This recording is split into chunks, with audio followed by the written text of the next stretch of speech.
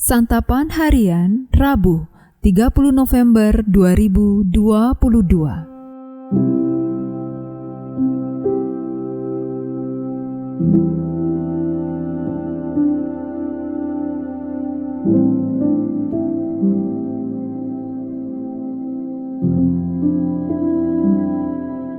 Inilah program Santapan Harian, sebuah program yang mengajak Anda menelusuri isi Alkitab, agar Anda menemukan makna firman Tuhan sesuai dengan konteksnya. Santapan Harian tertuju bagi Anda yang ingin memiliki kehidupan rohani yang segar, kuat, dan sigap.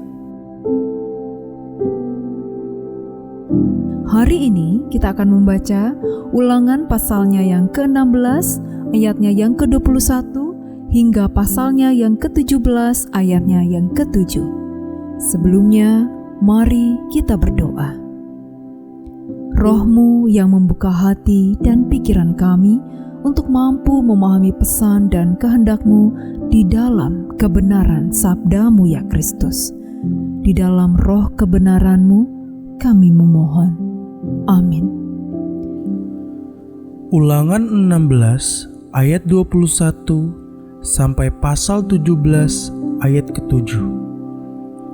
Janganlah engkau menanam sesuatu pohon sebagai tiang berhala di samping mezbah Tuhan Allahmu, mezbah yang akan kau buat bagimu.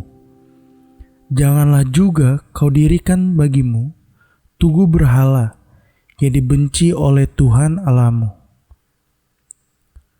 Janganlah engkau mempersembahkan bagi Tuhan Allahmu lembu atau domba yang ada cacatnya atau sesuatu yang buruk, sebab yang demikian adalah kekejian bagi Tuhan Allahmu. Apabila di tengah-tengahmu, di salah satu tempatmu yang diberikan kepadamu oleh Tuhan Allahmu, ada terdapat seorang laki-laki atau perempuan yang melakukan apa yang jahat di mata Tuhan Allahmu dengan melangkahi perjanjiannya, dan yang pergi beribadah kepada Allah lain dan sujud menyembah kepadanya, atau kepada matahari atau bulan atau segenap tentara langit, hal yang telah kularang itu. Dan apabila hal itu diberitahukan atau terdengar kepadamu, maka engkau harus memeriksanya baik-baik. Jikalau ternyata benar dan sudah pasti bahwa kekejian itu dilakukan di antara orang Israel, maka engkau harus membawa laki-laki atau perempuan yang telah melakukan perbuatan jahat itu keluar ke pintu gerbang. Kemudian laki-laki atau perempuan itu harus kau lempari dengan batu sampai mati. Atas keterangan 2 atau 3 orang saksi, haruslah mati dibunuh orang yang dihukum mati. Atas keterangan 1 orang saksi saja, janganlah ia dihukum mati.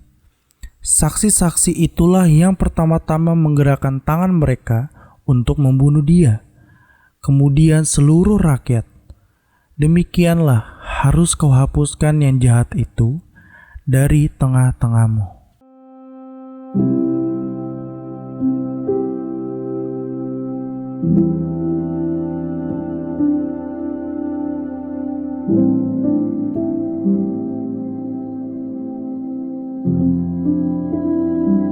Sahabat Santapan Harian, berkat yang melimpah bisa saja menjadi rintangan bagi kita untuk hidup bagi Allah.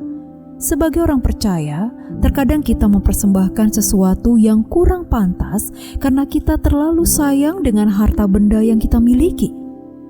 Allah memberikan firman bahwa penyembahan berhala adalah kekejian yang Tuhan larang.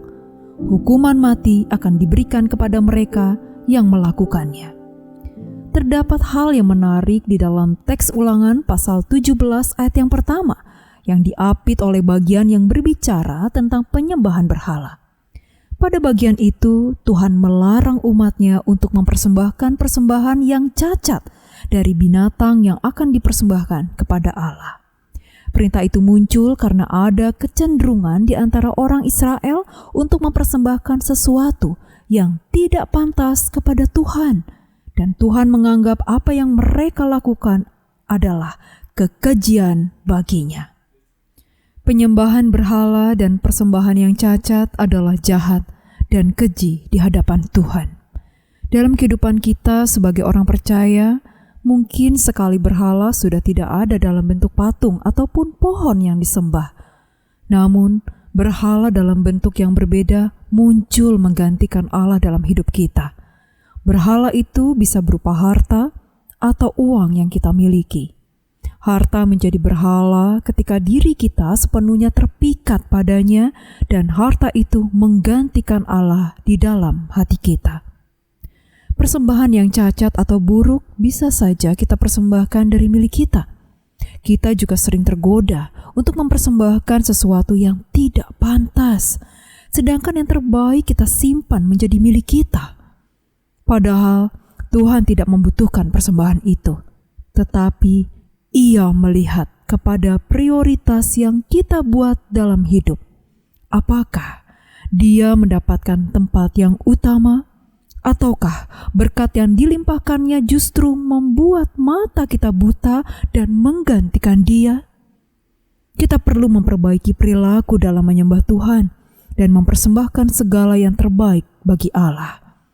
Kiranya kita pun dimampukan untuk dapat memprioritaskan Allah sebagai yang utama dalam hidup kita.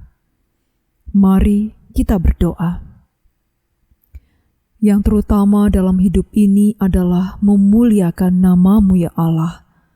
Yang terutama dalam hidup ini adalah mencintai-Mu ya Yesus. Yang terutama dalam hidup ini adalah mengikuti segala yang Kau mau.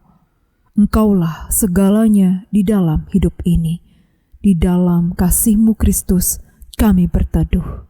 Amin.